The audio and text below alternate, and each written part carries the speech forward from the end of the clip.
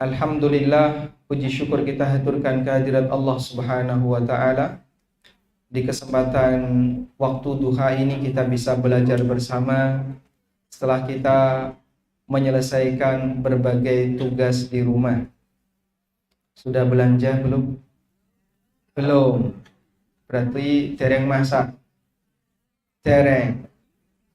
Oleh, Oh, beli. Masyaallah.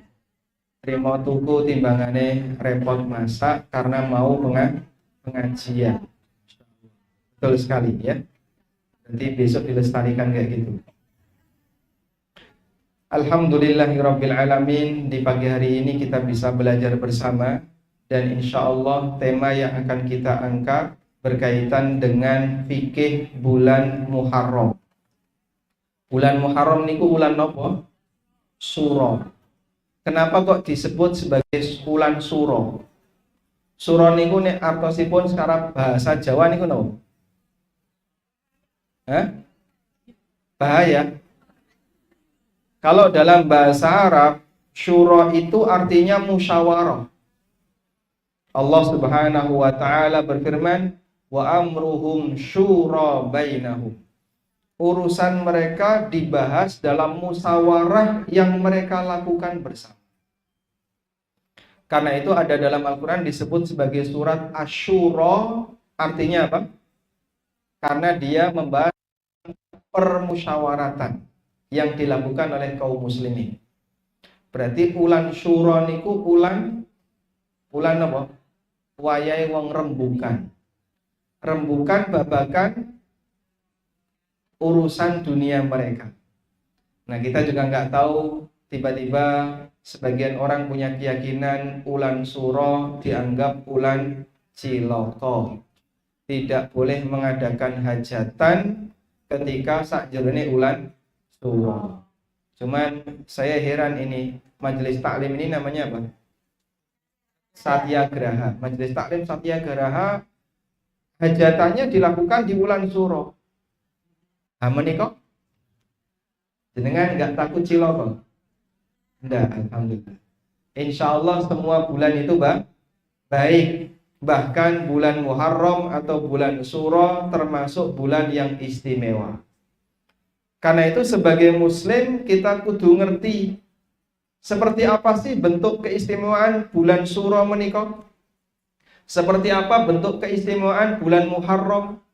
Sehingga kalau kita tahu nilai istimewanya, maka akan muncul pengagungan dan pemuliaan yang kita lakukan. Sebab salah satu di antara tanda takwa kepada Allah adalah memuliakan apa yang Allah muliakan, mengagungkan apa yang Allah agungkan. Allah Subhanahu wa Ta'ala berfirman, "Wa may yu'azzim sya'airallah fa innaha min taqwal qulub." Wa may yu'azzim sya'airallah fa innaha min taqwal qulub. Barang siapa yang mengagungkan syiar agama Allah, sesungguhnya itu bagian dari bentuk ketakwaan dalam hati. Siapa yang mengagungkan syiar agama Allah, sesungguhnya itu bagian dari bentuk ketakwaan yang muncul dari hati. Maka orang mukmin harus tahu apa saja yang harus dia muliakan. Ngerti apa saja yang harus dia agungkan. Agar kita tidak salah dalam memberi gelar, tidak salah dalam menyikapi. Contoh sederhana. Wong niku nek dolan ning gone tanggane, mesti anake dikandani. Kowe kudu hati-hati ya. Omah iki omahe Pak Gubernur. Omah iki omahe Pak Bupati. Kudu hati-hati. Engkau tidak boleh A, tidak boleh B, tidak boleh C. Kenapa orang tua ngasih peringatan seperti ini? Agar anak bisa lebih bersikap sopan santun. Karena dia bukan di sembarang rumah. Ini rumah pejabat. Kalau ndak sopan, merang-merangnya wong tua, marano isin wong tua, sehingga orang tuanya malu karena anaknya sikapnya tidak sopan. Maka orang tua ngasih peringatan. Hati-hati, kamu sekarang ada di sini, ada di sini, ada di sini. Bagian yang paling penting yang harus diketahui oleh seorang muslim adalah dia harus tahu apa saja yang dimuliakan oleh Allah, sehingga dalam hatinya ada semangat untuk memuliakannya. Wa may yu'azzim sya'airallah fa innaha min taqwal qulub. Barang siapa yang mengagungkan agama Allah, sesungguhnya itu bagian dari takwa yang terbit dari hati. Dan jamaah dimakan Allah Subhanahu wa taala, bulan Muharram termasuk di antara bulan yang istimewa. Sekarang sisi istimewanya bulan Muharram apa saja? Saya sebutkan ya. Ditulis. Sisi keistimewaan bulan Muharram. Sisi keistimewaan bulan Muharram. Yang pertama, bulan Muharram dalam Islam termasuk di antara bulan suci. Bulan Muharram dalam Islam termasuk di antara bulan suci. Yang kalau dalam bahasa Al-Quran disebut sebagai Ashhurul Hurum. Kalau dalam bahasa Al-Quran disebut sebagai apa? Ashhurul Hurum. Allah Subhanahu wa taala berfirman, Inna iddatash shuhuri 'indallahi 12 syahran fi kitabillah yauma khalaqas samawati wal ard minha arba'atun hurum dzalikad dinul qayyim. Ada di surat At-Taubah ayat 36. Ada di surat At-Taubah ayat 36. Sesungguhnya jumlah bulan di sisi Allah ketika Allah ciptakan langit dan bumi itu ada 12 bulan. Di antara 12 bulan itu ada 4 bulan haram. Di antara 12 bulan itu ada 4 bulan haram. Dzalikad dinul qayyim. Kata Allah, itulah agama yang lurus, yang benar. Lalu apa yang dimaksud 4 bulan haram ini? Disebutkan dalam hadis dari sahabat Abu Bakrah radhiyallahu anhu. Nabi SAW menjelaskan apa saja yang dimaksud sebagai 4 bulan haram. Beliau SAW bersabda, Az-zamanu qad istadara ka hay'atihi yawma khalaqallahu as-samawati wal ard. As-sanatu 12 syahran. Kata Nabi SAW, zaman itu berputar sebagaimana ketika Allah ciptakan dari awal. Maka terjadilah rotasi bumi, terjadi revolusi gerakan planet-planet termasuk juga bumi. Allah Subhanahu wa taala ciptakan zaman berputar sebagaimana awal mula Allah ciptakan langit dan bumi. Dalam 1 tahun ada 12 bulan. Minha arba'atun hurum. 12 bulan itu diantaranya ada 4 bulan haram. Nah sekarang saya sebutkan 4 bulan haram. Nabi SAW mengatakan 3 bulan berturut-turut, 1 bulan ada di tengah. 1 bulan ada di tengah. 3 bulan berturut-turut niku napa mawon? Dzulqa'dah, Dzulhijjah, Muharram. 1 bulan yang ada di tengah niku bulan napa? Rajab, Dzulqa'dah, Dzulhijjah, Muharram. 1 yang ada di tengah bulan Rajab. 4 bulan ini disebut bulan haram. Pak Ustadz kok disebut bulan haram niku tegese napa to Pak Ustadz? Sama sebagaimana penamaan Masjidil Haram, tanah haram. Artosipun napa niku? Maksudnya apa? Masjid yang mulia dan tanah yang mulia, sehingga dia punya aturan khusus di mana orang tidak boleh melanggarnya. Nek melanggar dosane luwih gede timbangane ketika itu dilakukan di tempat yang lain.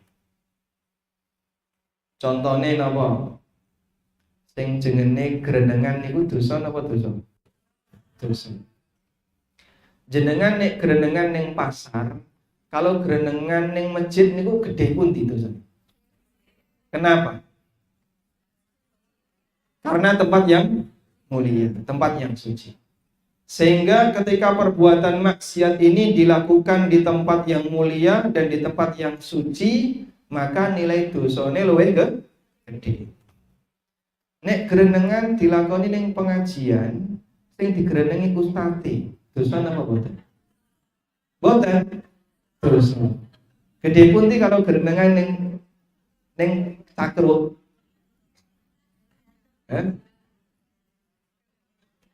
Gede ning pengajian. Pripun Bu? Kok gede ning pengajian? Karena tempatnya untuk berbagi ilmu, berzikir, tapi malah grenengan. Makanya yang grenengan tolong dilereni riyen nggih. HP-nya dipakai untuk nyatet atau dipakai untuk apa? Nyatet dan tidak dipakai untuk moto. Motonya nanti belakangan ya. Kalau usah moto enggak apa-apa. Yang penting kan jenengan pulang bawa catatan ya, bukan pulang bawa gambar ustaz. Mau pulang bawa apa? Ilmu. Makanya yang penting HP-nya dipakai untuknya. Baik, kembali ke sini. Jadi disebut sebagai bulan haram. Sebagaimana kita menyebut ada tanah haram, sebagaimana kita menyebut ada Masjidil Haram. Sebab tempat-tempat ini adalah tempat yang istimewa, di mana ada larangan-larangan yang apabila dilanggar dosanya gede. Makanya maksiat yang dilakukan di tanah haram dosanya lebih gede timbangannya maksiat yang dilakukan di luar tanah haram. Alhamdulillah para jamaah yang dari Indonesia kalau sudah umroh, sudah haji, niku masya Allah sopan-sopan, soleh-solehah. Nek haji dan umroh, sehingga masya Allah kadang ada sebagian jamaah nek neng omar atau jilbaban. Begitu di tanah suci sampai tangan-tangan ditutupi, gitu, pakai sarung tangan, kaos kakinan. Kok ibu kok yang ngeten pripun to niku? Kula niku ajrih Pak Ustaz. Mosok nek ning kene buka aurat jarene kobong. Nek buka aurat kobong. Saking takutnya dia untuk berbuat maksiat sampai semuanya itu ditutupi. Masya Allah, andaikan semangat seperti ini juga dibawa ke Indonesia. Coba kira-kira gimana? Jenengan seneng buatan? Seneng tinggal di Masjidil Haram seneng? Seneng? Buatan asal, buatan ngeri. Kalau tinggal di Mekah seneng? Dekat dengan Masjidil Haram seneng? Seneng. Nyari suami di sana. Karepe pripun iki? Wis kaduan iki, wis kaduan iki. Saya tanya lagi ya. Kalau kita bertetangga dengan Masjidil Haram seneng napa seneng? Senang. Kalau jenengan bertetangga dengan Masjid Nabawi seneng enggak? Senang, alhamdulillah. Kenapa senang? Kenapa senang tinggal di dekat Masjidil Haram? Gak usah bayar. Nek umroh rasa bayar. Nek haji rasa bayar. Kenapa senang tinggal di tempat seperti ini? Karena kita senang tinggal di tempat yang mulia, ngelakoni ibadah ganjarane gede, sholat di Masjidil Haram dapat pahala berapa kali? 100.000 kali dibandingkan sholat di selain Masjidil. Sopo sing muslim gak seneng, mesti kabeh seneng. Nah sekarang coba bayangin seperti ini ya. Andaikan situasi di kanan kiri kita itu seperti di Masjidil Haram. Maksudnya pripun Pak? Sholat jamaah sregep, kabeh wong nutup aurat, tidak ada ibu-ibu yang buka jilbab. Berarti kan sebenarnya kita membuat suasana di lingkungan kita sebagaimana suasana yang ada di sekitar Masjidil. Senang boten nek kados ini? Ya? Senang. Tapi kadang orang itu merasa berat. Sehingga orang betah Pak Ustaz pengennya buka jilbab. rabetah, jarang nutup aurat. Sekali lagi ya, orang kalau sudah di sana, Masya Allah, sikil-sikil ditutupi. Nek pengajian menikah, ngagem kaos kaki belum? Kadang, ya. Tergantung usia. Masya Allah. Baik, coba suasanakan sebagaimana saat kita di dekat Masjidil Haram. Jenengan punya rasa takut kepada Allah, kita semuanya punya rasa takut kepada Allah untuk berbuat maksiat. Sebagaimana rasa takut kita kepada Allah saat kita berada di Masjidil Haram. Insya Allah kalau kita menjaga situasi seperti ini, kita akan bisa jadi hamba yang selalu mengagungkan Allah. Tuhan yang mengawasi kita di Masjidil Haram dengan yang mengawasi kita di Yogyakarta sama apa beda? Beda. La haula wala quwata illa billah. Sama. Allah Azza wa Jalla yang mengawasi kita dimanapun kita berada. Maka Nabi SAW berpesan, ittaqullaha haitsuma kunta. Bertakwalah kepada Allah dimanapun kau. Neng kono bertakwa kepada Allah, neng kene yang bertakwa kepada Allah. Baik. Nah, sehingga disebut sebagai bulan haram karena bulan ini adalah bulan yang ada pantangannya, yang jika dilanggar maka dosane luwih gede timbangane pantangan itu dilakoni di luar bulan haram. Sehingga orang yang ngelakoni maksiat sak jerone bulan 4 tadi ya, Dzulqa'dah, Dzulhijjah, Muharram, Rajab, ngelakoni maksiat di 4 bulan ini dosanya lebih besar dibandingkan berbuat maksiat di bulan yang lain. Berarti nek ngono diampet sih ya Pak Ustaz. Mungkin bareng Muharram wis rampung, wah iki sak karepku. Jangan kayak gitu. Kita berlatih untuk jadi orang soleh solihah di waktu-waktu yang mulia. Maka nanti pada saat kita berada di luar waktu yang mulia sudah terbiasa melakukan kebaikan. Walhamdulillah. Baik. Kemudian dalam hadis Nabi Sallallahu Alaihi Wasallam, berarti nomor berapa ini? Nomor 2 ya. Tadi kan kita bahas sisi kemuliaan bulan Muharram. Yang nomor 1 apa? Termasuk bulan suci. Yang nomor 2, Nabi Muhammad Sallallahu Alaihi Wasallam. Jangan sakit derek solawat ya. Nabi Muhammad Sallallahu Alaihi Wasallam, beliau menyebut bulan Muharram sebagai Syahrullah. Beliau menyebut bulan Muharram sebagai Syahrullah. Syahrullah niku artinya apa Pak? Syahrullah artinya bulannya Allah. Syahr niku artinya bulan, Allah artinya bulan Allah. Syahrullah berarti bulannya Allah. Sebagaimana disebutkan dalam hadis riwayat Muslim, afdhalus salati ba'dal fariidhah salatul lail. Salat yang paling afdal setelah salat wajib adalah salat tahajud. Wa afdhalus siyami ba'da Ramadan syahrullahil muharram. Dan puasa yang paling afdal setelah Ramadan adalah poso sakjerone bulan Muharram. Sehingga puasa bulan Muharram disebut oleh Nabi sallallahu alaihi wasallam sebagai puasa di Syahrullah, di bulannya Allah.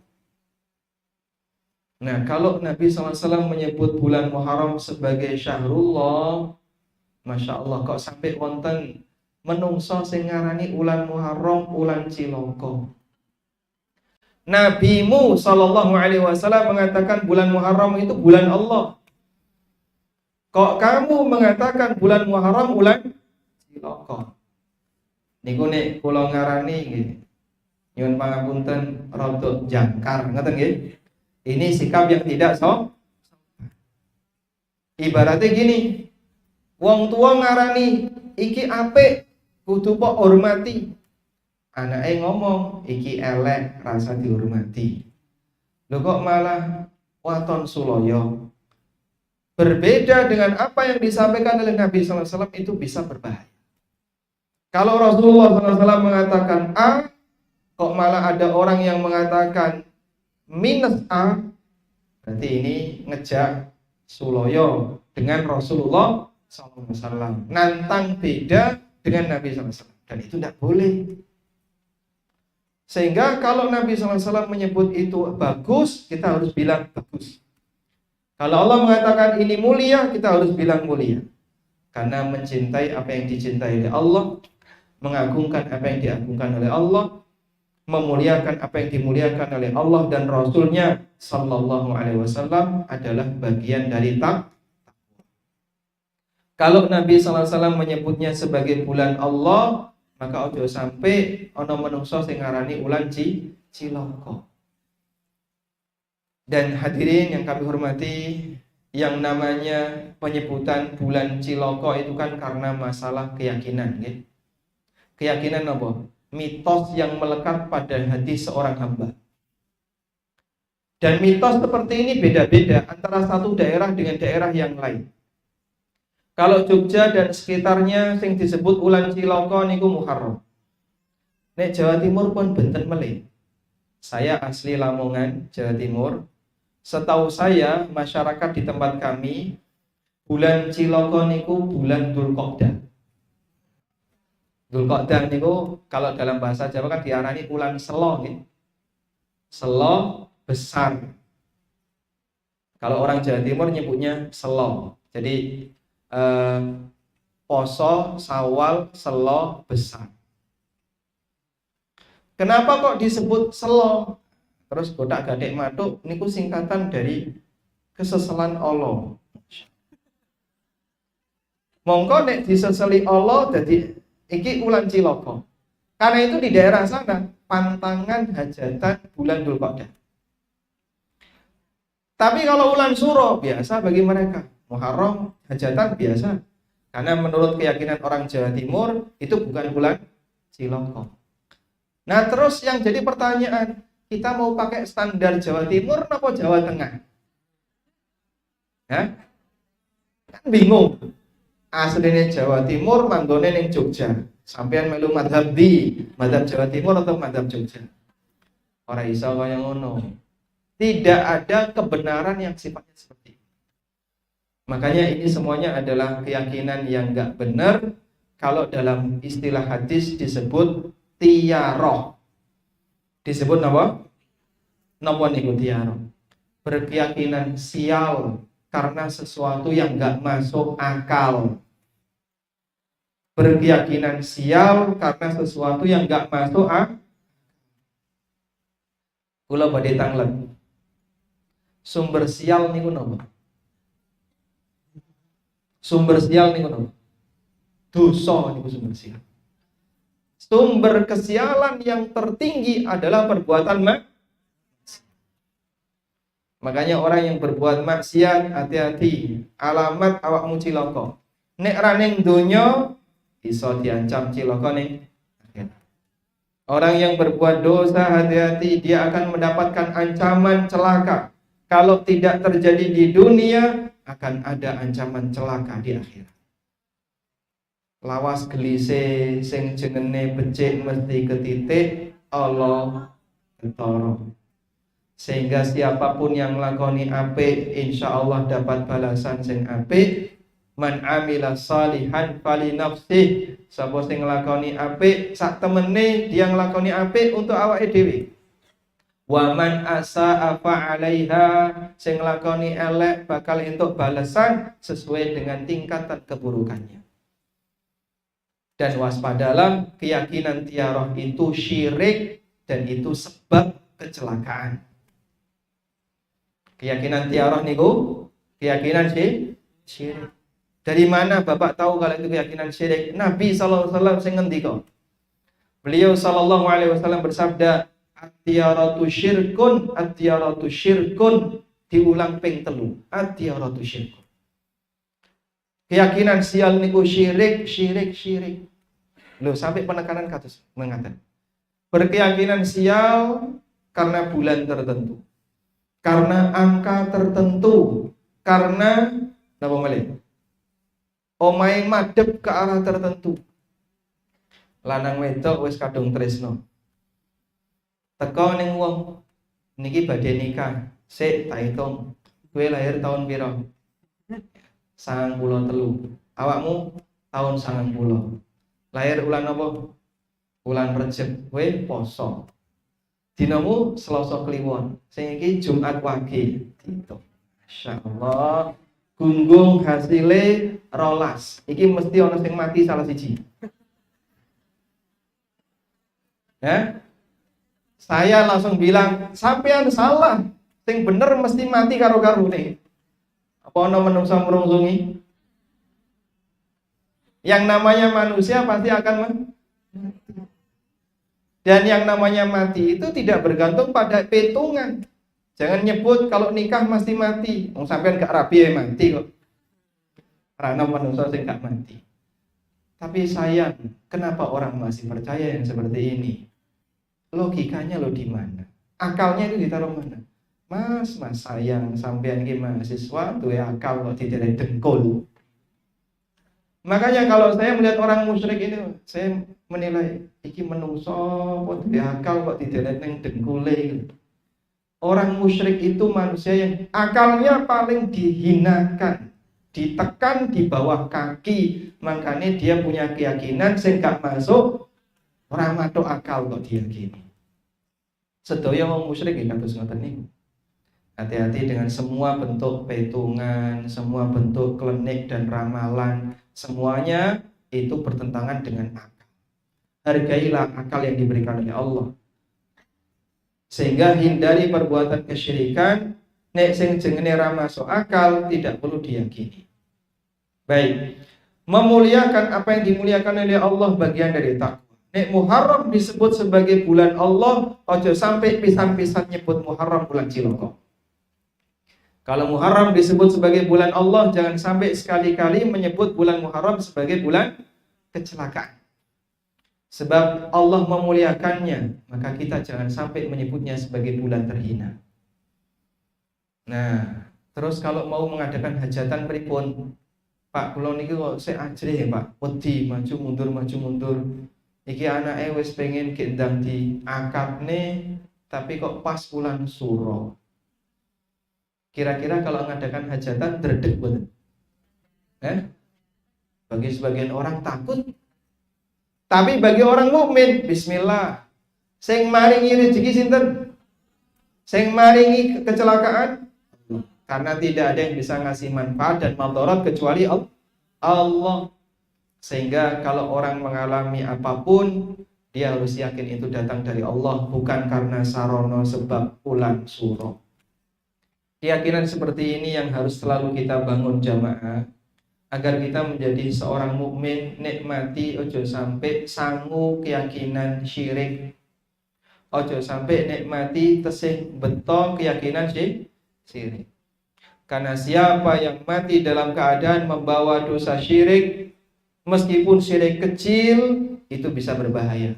Sebab Allah Subhanahu wa taala berfirman, "Innahu may yusyrik billah faqad harramallahu 'alaihil jannah wa ma'wahu an-nar." Sapa sing nglakoni syirik kepada Allah, mongko Allah haramkan dia masuk surga. Panggonane ning neraka. Nah, kita tekankan seperti ini agar jangan sampai kita melakukannya.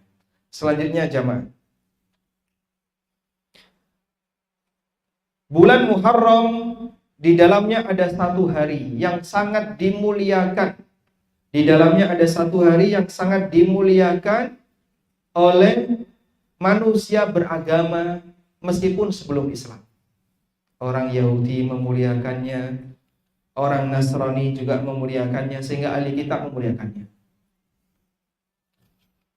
Disebutkan dalam hadis dari Ibnu Abbas radhiyallahu anhu. Beliau menceritakan, "Lamma qadimal Madinata wajadahum yasumuna yawman yakni Asyura." Pada waktu Nabi SAW tiba di kota Madinah, beliau melihat orang Yahudi itu puasa di hari Asyura. Hari Asyura niku tanggal pinten? Pinten? 10 Muharram. Kalau 10 Dzulhijjah namanya hari apa? Namanya hari Idul Adha 10 Dzulhijjah. Nek 9 Dzulhijjah Arafah, nggih. Baik.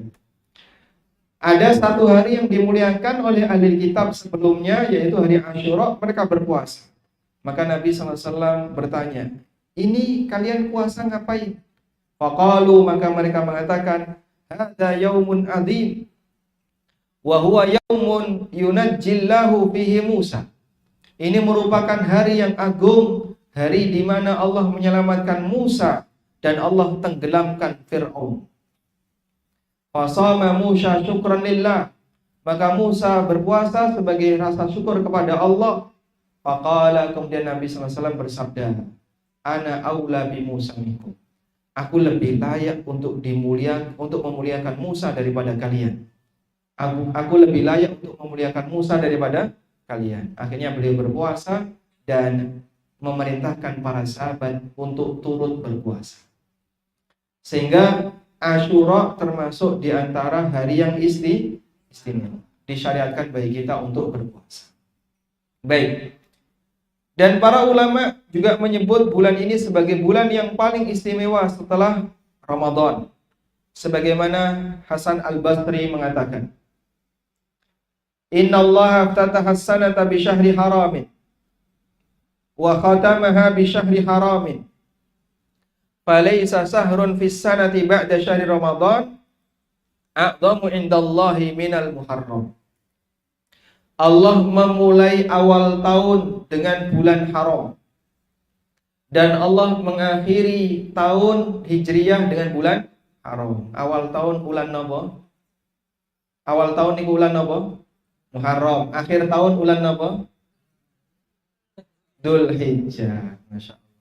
Saged ngitung boten 12 bulan ini. Muharram, Safar, Rabiul Awal, Rabiul Akhir, Rajab, salah Rajab.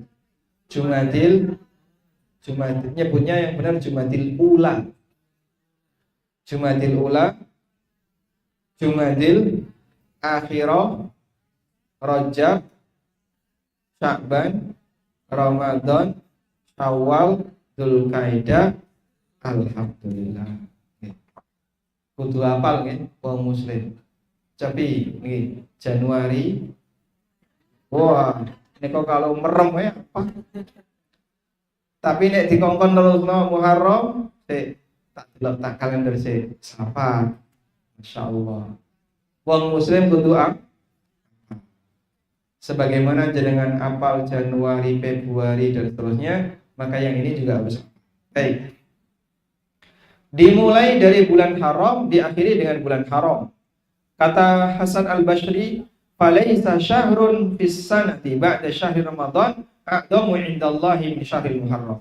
Dalam satu tahun tidak ada bulan yang lebih istimewa, lebih agung setelah Ramadan selain bulan. Sehingga bulan Muharram adalah bulan yang sangat istimewa, bulan yang mulia. Walhamdulillah. Baik. Lalu apa saja yang perlu kita lakukan ketika bulan Muharram? Yang pertama, dianjurkan untuk memperbanyak puasa. Dianjurkan untuk memperbanyak puasa di bulan Muharram. Berdasarkan hadis riwayat Muslim, afdhalus siyami ba'da Ramadan siyamu syahrullahil Muharram. Puasa yang paling afdal setelah Ramadan adalah puasa yang dilaksanakan di bulan Allah, yaitu bulan Muharram. Karena disebut sebagai puasa yang paling afdal, maka dianjurkan untuk memperbanyak puasa sakjroning bulan Muharram. Berapa hari Pak Ustaz? Monggo jenengan kersa pinten-pinten. Mau seperti Daud, sedina poso, sedina ora, sedina poso, sedina ora. Monggo. Nek poso bendina saged boten Pak Ustaz? Monggo. Semakin banyak makin bagus. Kata Abu Musa Al-Asy'ari radhiyallahu anhu, "Kana Asyura ta'udduhu al-yahudu 'idan." Faqala an-nabiy sallallahu alaihi wasallam, fasumuhu antum. Asyura itu dijadikan oleh orang Yahudi sebagai hari raya. Maka Nabi SAW memerintahkan kepada para sahabat, kalian harus berpuasa. Sehingga jadikan bulan Asyura, tanggal Asyura sebagai hari untuk berpuasa. Kemudian dari puasa Muharram itu yang paling utama adalah puasa di tanggal 10 Muharram, yang disebut dengan hari apa? Asyura. Nilai keutamaannya, Nabi SAW pernah ditanya tentang puasa Asyura, faqala, lalu beliau bersabda, kafaratu sanatin. Puasa Asyura itu bisa menjadi kafarah dalam waktu setahun. Kafarah napa, Pak? Kafarah dosa. Alhamdulillah nek bar poso berarti nglakoni dosa ora apa-apa. Aja kaya ngono. Rumangsamu posone apa ditampa. Karena kita tidak tahu apakah puasa kita diterima atau tidak, maka yang bisa kita lakukan adalah semangat ngelakoni poso ketika Asyura dan selalu menjaga diri ojo sampai ngelakoni dosa. Semampu yang bisa kita lakukan. Nah, insyaallah. Semampu yang bisa kita lakukan. Sehingga jangan ngejibne poso. Ada sebagian begini keterangan yang disampaikan oleh Ibnu Qayyim. Puasa Asyura dan puasa Arafah itu betul nilai keutamaannya bisa menjadi kafarah dosa. Tapi perlu diingat hanya berlaku untuk dosa kecil. Nek dosa gede, dosa yang besar tidak bisa hilang hanya dengan puasa sunnah. Terus dosa besar gimana Pak cara ngilangin? Cara menghilangkan dosa besar adalah dengan cara bertobat. Mohon ampun kepada Allah, terus bertekad nggak bakalan mengulangi. Contohnya nopo to Pak Ustaz sing jenenge dosa besar itu? Contohnya dosa grenengi. Grenengi itu dosa besar atau dosa kecil? Besar. Terus contoh yang lain, grenengi. Contoh yang lain Pak Ustaz, grenengi. Kok bolak-balik itu Pak Ustaz? Termasuk diantaranya adalah dosa riba. Riba, utang, terus ono bungane, ono tambahane. Nika nggih dosa gede. Karena Nabi SAW melaknat tiang ingkang makan riba dan yang memberi makan riba. Sinten sing memberi makan riba niku? Nasabah sing utang bank, terus dia ngasih bunga. Itu dosa besar. Nah, yang seperti ini butuh tobat, bertobat tekad ora bakalan baleni. Kapok enggak bakalan mengulangi. Itu untuk dosa besar. Tapi kalau puasa, sholat 5 waktu betul bisa menghapus dosa, tapi dosa yang bisa dihapus adalah dosa kecil. Nabi SAW bersabda, as-salawatul khams wal jum'ah ilal jum'ah wa ramadhan ila ramadhan mukaffiratun lima bainahunna majtunibatil kabair. Salat 5 waktu, Jumatan ke Jumatan berikutnya, Ramadan ke Ramadan berikutnya bisa jadi kafarah untuk dosa-dosa yang dilakukan di antara keduanya selama dosa gede dijauhi, selama dosa besar dijauhi.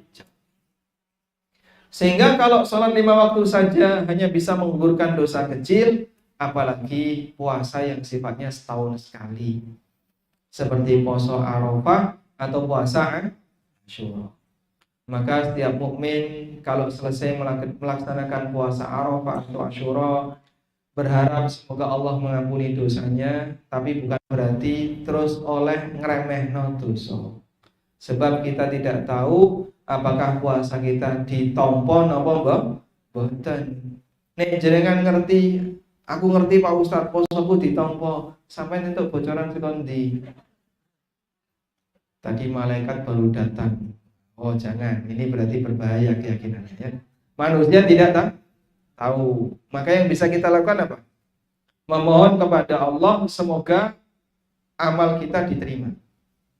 Dongane pripun? Allahumma taqabbal minna innaka antas samiul alim. Kados dene dongane Nabi Ibrahim. Nalikane Nabi Ibrahim mendirikan Ka'bah bersama Ismail, wa id yarfa'u Ibrahimul qawa'ida minal baiti wa Ismailu rabbana taqabbal minna innaka antas samiul alim. Nabi Ibrahim berdoa kepada Allah, ya Allah terimalah amal kami, sesungguhnya Engkau Zat yang Maha mendengar lagi Maha mengetahui. Baik. Selanjutnya juga dianjurkan untuk berpuasa di tanggal 9. Berpuasa di tanggal 9 Muharram.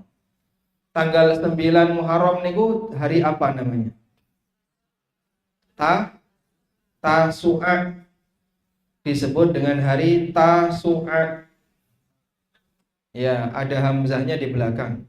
Tasu'a, Asyura. Artinya kalau bahasa kita ya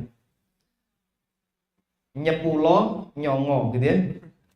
Itu kalau enggak, tapi enggak ma'ruf ya. Iki nembih nyenen kemis. Nyenen itu maksudnya apa? Poso Senin.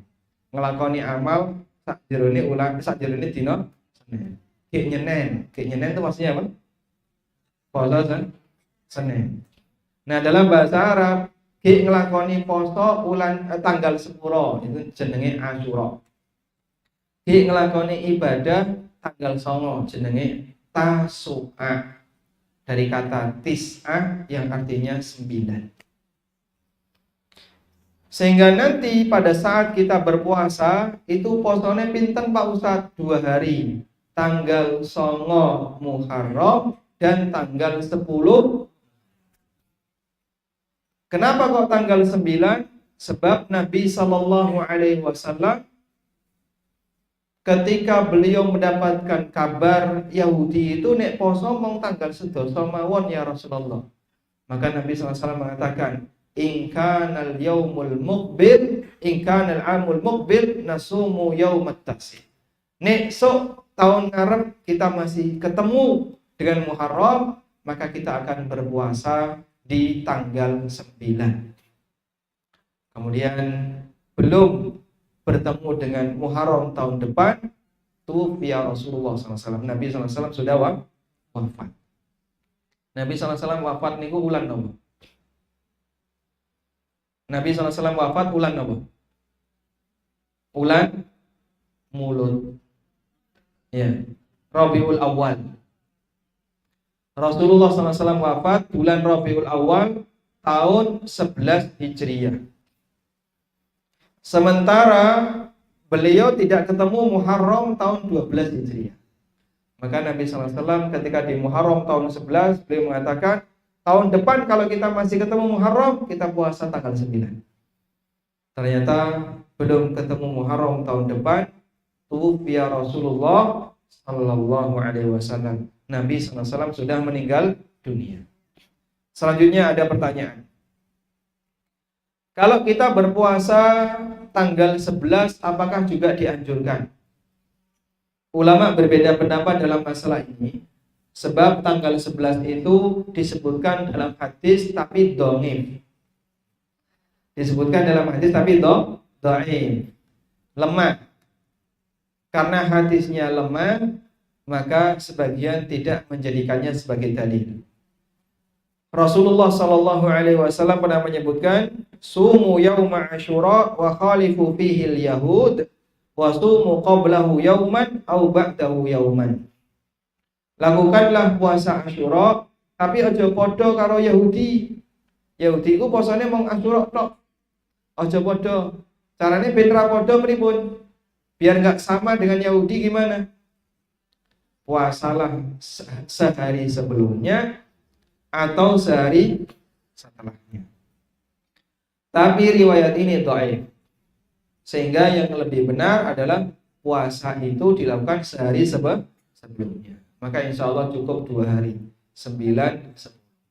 Kalau 3 hari boleh nggak Pak? Monggo. Kalau 3 hari berarti jenengan memperbanyak puasa di bulan Muharram dan boleh dilakukan sebanyak 3 hari, 4 hari, 5 hari, sebanyak hari gitu.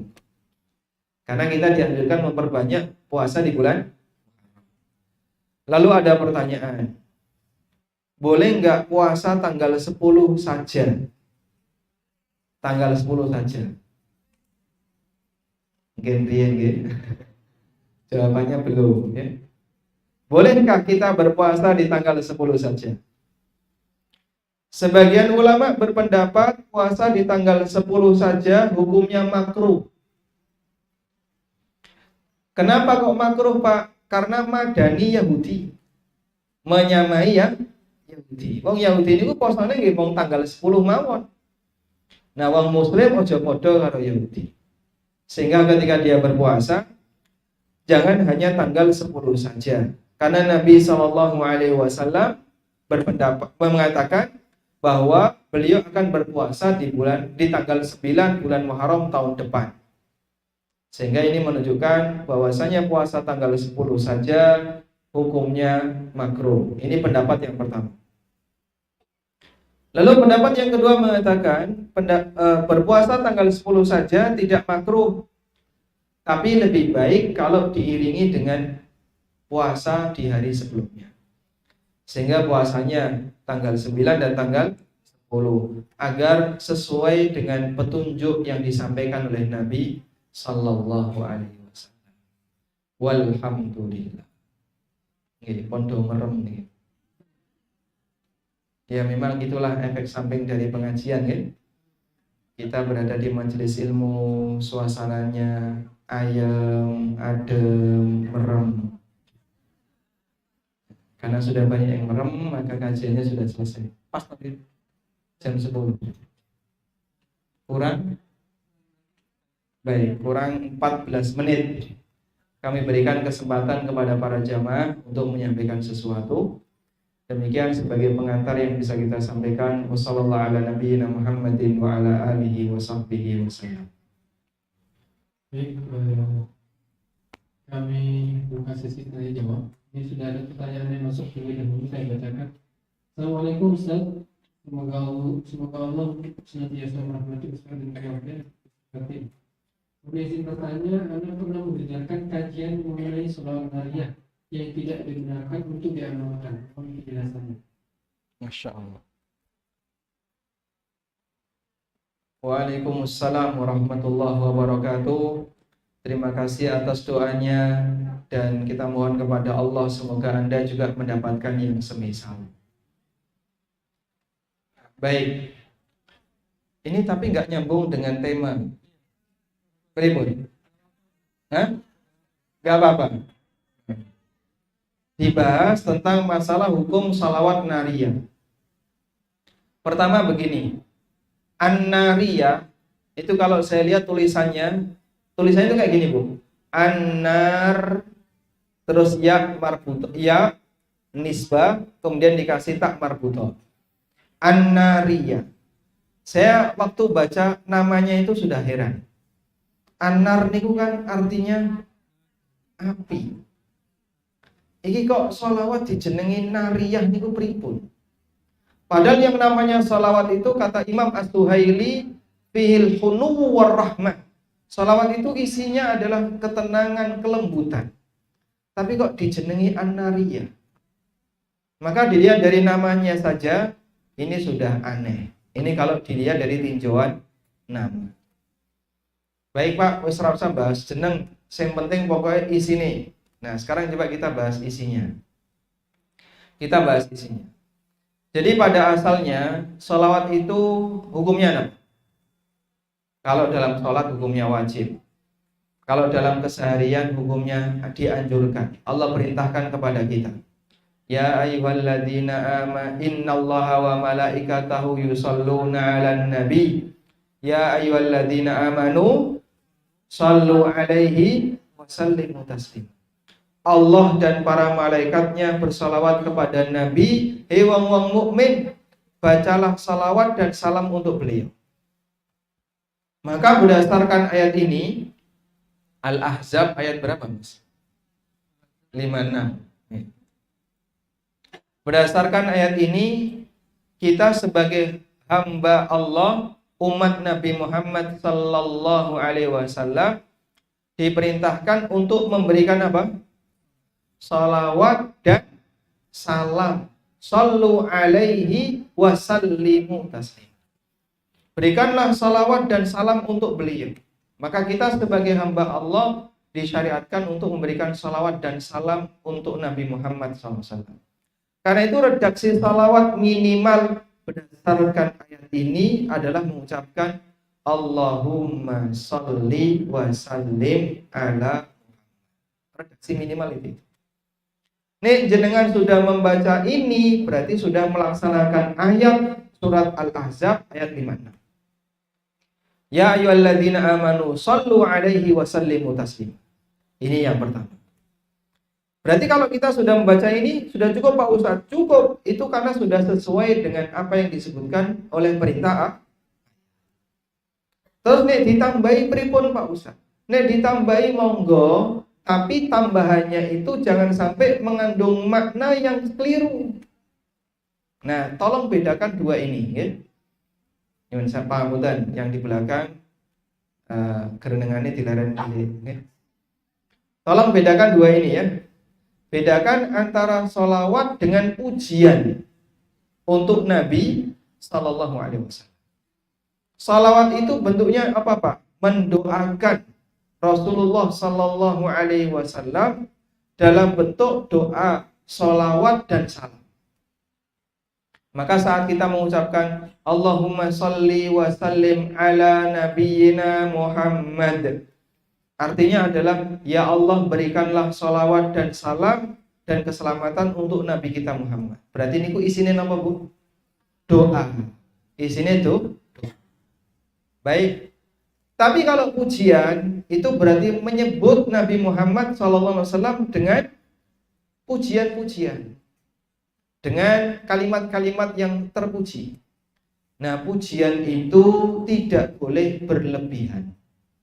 Karena syarat pujian tidak boleh menyebabkan orang itu memuji Rasulullah SAW melebihi batas.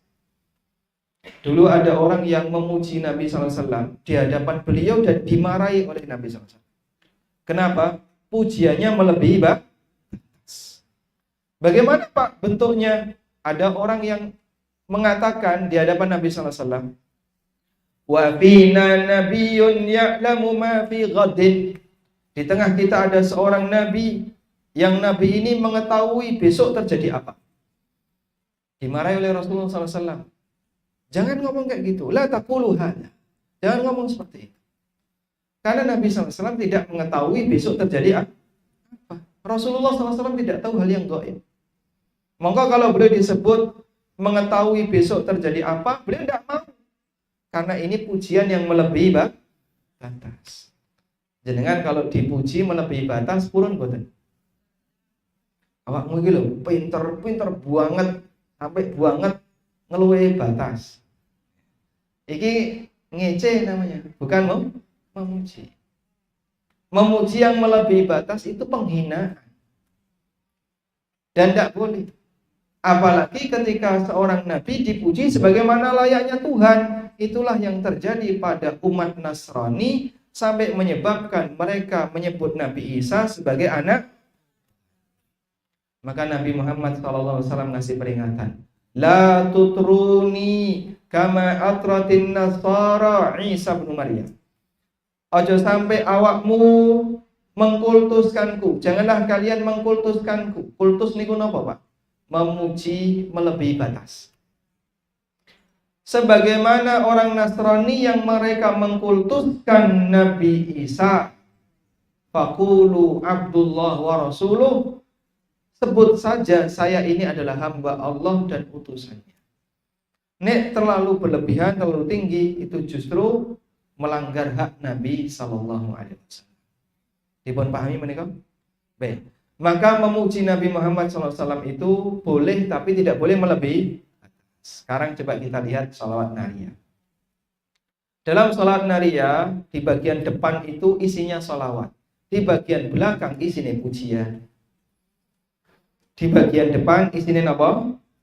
Salawat. Insya Allah nek bacaan salawatnya tidak ada masalah. Allahumma sholli sholatan kamilatan wasalim salama. Sampai di sini tidak ada masalah. Karena ini cuma membaca sholawat dan salam. Sudah? Di titik ini isinya sholawat yang sebenarnya. Inilah sholawat yang sebenarnya. Nih jenengan maca sholawat naria cuma sampai sini, monggo, bagus. Allahumma sholli sholatan kamilatan wasalim salama. Allahumma sholli sholatan kamilatan wasalim salama. Mong di bulan-bulan ini gitu. Itu bagus itu. Lanjutannya, nah ini yang bermasalah. Yang jadinya gimana? Kemudian ala sayyidina Muhammadin alladzi. Nah, di lanjutan kalimat ini kita mulai memuji. Allahumma sholli sholatan kamilatan wasalim salaman taman ala sayyidina Muhammad. Ini bacaan sholawat yang benar. Nah, mulai lanjutannya. Alladzi tunhallu bihil uqadu wa tanfariju bihil qurabu wa tunalu bihil hawaiju wa tuqda bihi ar-ragaibu. Kok Pak Ustadz apal?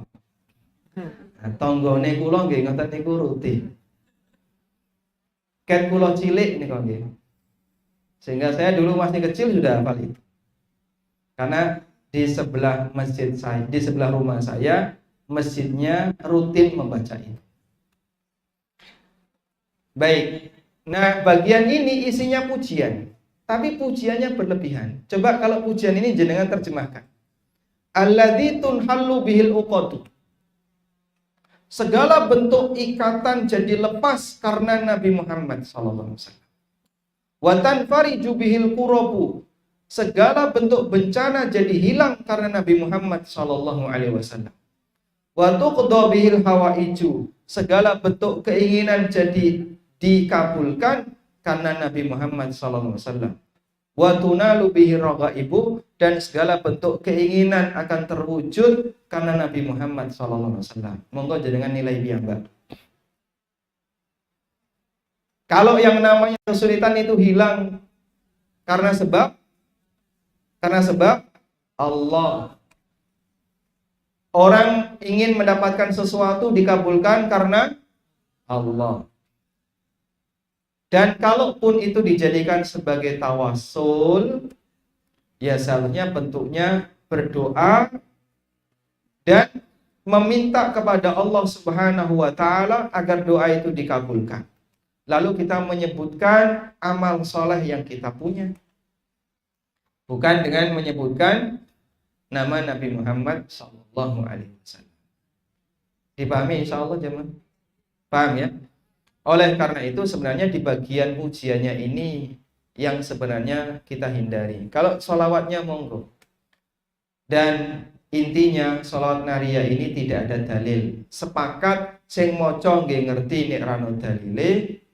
Sudah? Yang tidak membaca juga tahu kalau itu tidak ada. Kalau nanti tanya kepada mereka, sholat naria dalilnya apa? Tidak ada, yaitu buatan manusia. Kita sama-sama sepakat. Nek rano dalilnya kenapa kok dibelani? Sing gak ngelakoni diseneni. Mari kita beralih kepada sholawat yang ada dalilnya, yang disebut dengan sholawat Ibrahimiyah atau sholawat yang ada di surat Al-Ahzab, yaitu cukup dengan membaca Allahumma sholli wa sallim ala nabiyina Muhammad. Wallahu a'lam. Pencegah. Baik, satu lagi.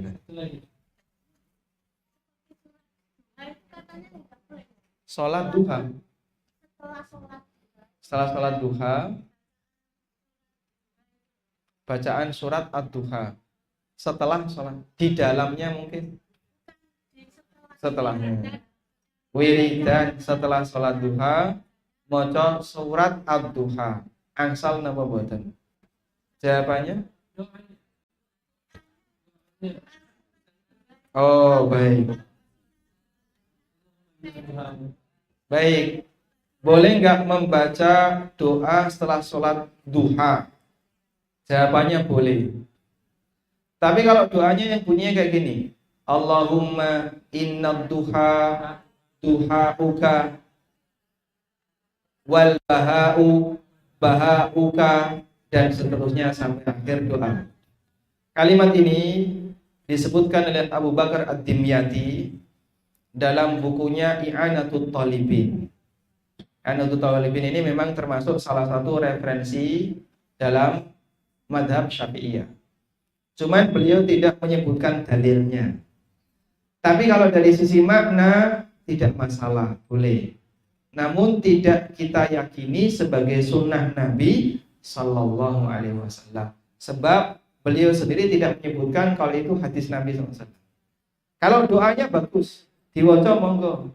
Nek jenengan apal diwaca monggo, nek boten apal diwaca karo tulisan nggih monggo. Kalau isi doanya tidak masalah. Cuman tidak diyakini sebagai sunnah Nabi Muhammad Sallallahu Alaihi Wasallam. Dipahami Bu? Nih, kalau sebatas dibaca untuk berdoa, orang berdoa itu boleh dengan menggunakan redaksi, sing penting tidak ada isi yang jelek. Kalau redaksinya, kalimatnya tidak ada bagian yang jelek, boleh untuk dibaca. Sebagaimana kita berdoa pakai bahasa Jawa, kita berdoa pakai bahasa Indonesia, ini kok angsal boten? Karena Allah Maha paham, Allah Maha berilmu, memahami semua bahasa hambanya. Yang penting tidak boleh dua, mengandung dosa dan memutus silaturahmi. Itu tidak boleh. Contoh doa yang memutus silaturahmi pripun Pak? Gedeng karo dulure, terus donga, ya Allah matikan saudara saya segera ya Allah. Ya jangan kayak gitu. Ini doa yang mengandung memutus, nggak boleh kayak gitu. Wallahu a'lam. Satu lagi. Sering memberikan menyentuh yatim tanggal 10 Muharram. Baik. Jadi di tengah umat Islamnya ada pertanyaan, saya ulang ya. Ini penting, insya Allah sebentar jawabannya ya. Ada pertanyaan, apakah dianjurkan menyantuni anak yatim di tanggal 10 Muharram? Jadi begini, di tengah umat Muslim itu ada dua kelompok yang berseberangan. Yang satu namanya Syiah, yang satu namanya kelompok Nasibah. Syiah lawannya apa? Nasibah. Kelompok Syiah itu punya keyakinan bulan Muharram itu bulan kesedihan. Karena pada tanggal 10 Muharram Husain bin Ali dibunuh di tanah Karbala. Maka mereka jadikan bulan ini, tanggal ini sebagai tanggal kesedihan. Nah, sehingga orang Syiah melakukan ritual. Nanti tanggal 10 itu, hari Asyura itu melakukan ritual. Napa Pak ritualnya? Nek di daerah Irak dan Iran, pusate menika, bacok-bacok awake. Kata to nggih videone? Nanti pirsa Ibu? Pernah ya? Itu dibacok-bacok dengan keyakinan ini bentuk penyesalan kami, kenapa kami dulu tidak bisa membela Husain waktu beliau dibunuh, awake dibacok-bacok. Baik, kalau seperti ini kita jawab, ada nabi yang dipateni wong Yahudi, kowe kok ya orang belo. Ada nabi yang dibunuh oleh orang Yahudi. Siapa yang lebih tinggi derajatnya, nabi ataukah Husain? Nabi lebih tinggi. Lalu kenapa kalian tidak mengadakan upacara bacok-bacok badan saat ada nabi yang mati, yang dibunuh oleh orang Yahudi? Berarti mereka ini memang sengaja melakoni penyimpangan. Yang nomor dua, kelompok Nasibah. Kelompok Nasibah menjadikan tanggal 10 Muharram hari syukuran. Ini lawannya Syiah. Nasibah sama Syiah ini apa? Berlawanan. Nek Syiah ngarani bulan tanggal 10 Muharram itu hari kesedihan. Kalau Nasibah 10 Muharram itu hari syukuran. Monggo sebagai bagian dari syukuran kita dianjurkan nyantuni anak yatim, dianjurkan untuk bikin makanan dan seterusnya. semua ini hukumnya tidak boleh. Sing nganut Syiah nabuk-nabuk awake dhewe, dikemplangi awake dhewe tidak boleh. Tanggal 10 Muharram ditutuk-tutukno sirahe. Ini tidak boleh. Sing kelompok Nasibah tanggal 10 Muharram syukuran. Ini juga tidak boleh. Yang betul tanggal 10 Muharram ngapain? Poso. Sebagaimana yang diajarkan Nabi sallallahu alaihi wasallam. Wallahu a'lam. Semoga apa yang kita sampaikan ini bermanfaat. Mohon maaf jika ada kekurangan. Wassallallahu ala nabiyyina Muhammadin wa ala alihi wa sahbihi wasallam. Wa akhiru da'wana alhamdulillahi rabbil alamin. Wassalamualaikum warahmatullahi wabarakatuh.